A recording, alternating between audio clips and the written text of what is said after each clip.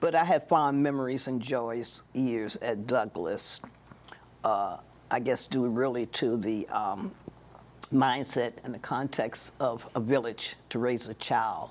And that's one thing here to me being in Winchester. Winchester's a small town, so therefore the black community within it is also a small community.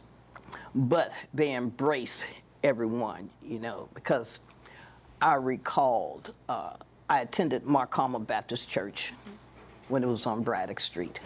And I remember going to Sunday school and church, and after church we used to leave and go to People's Drugstore, old People's Drugstore downtown on the mall, every Sunday after church to eat chicken salad sandwich and hot fudge sundae. So this particular time I left out of church early.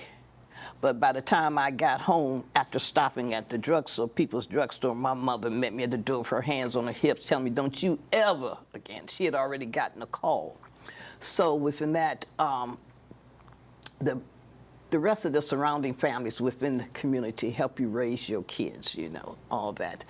And I am so grateful for that because, with that Southern influence on me for being born in South Carolina, I had that Southern mentality, that hospitality, that mindset, yes sir, no sir, and all that giving due homage and respect to your elders and people. So it was a good place, It could be a little challenging for me because me being in a house of teachers, my mother being a teacher, so the standards that I had to go by were a little bit more higher, what my mother expected and people expected of me, because I never cut a class, because I couldn't, because every school I went to once we relocated here, my mother taught at, our friends, her teachers were there.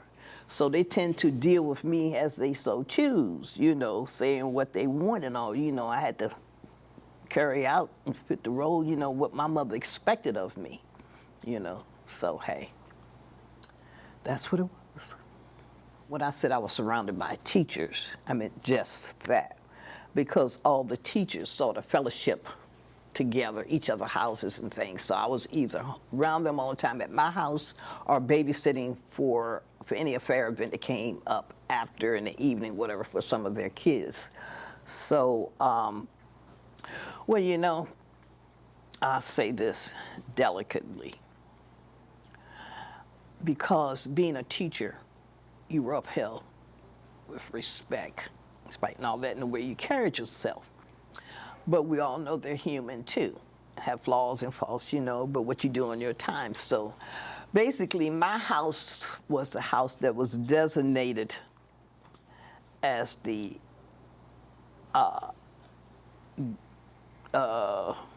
fellowship gathering when they so choose, and I was only one, it was just one child there in the house, so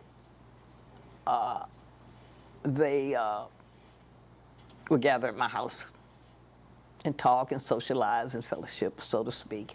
And then as I got older, they would send me out to another teacher's house to babysit their kids while they were at my house, so I'm trying to say it nicely and give everybody their due respect and diligence, but that's essence what it was, because when you go out, they will go out to any social gathering, they tend to run into some of their students, so they start keeping it a little private. And my house was more so the house they would go because it was only one child. And for some reason, I realized that whatever happened in my house stayed in my house. I didn't talk about, and I'm thinking, gosh, that's not like to the norm of most kids nowadays. They just tell, but that was something that was understood.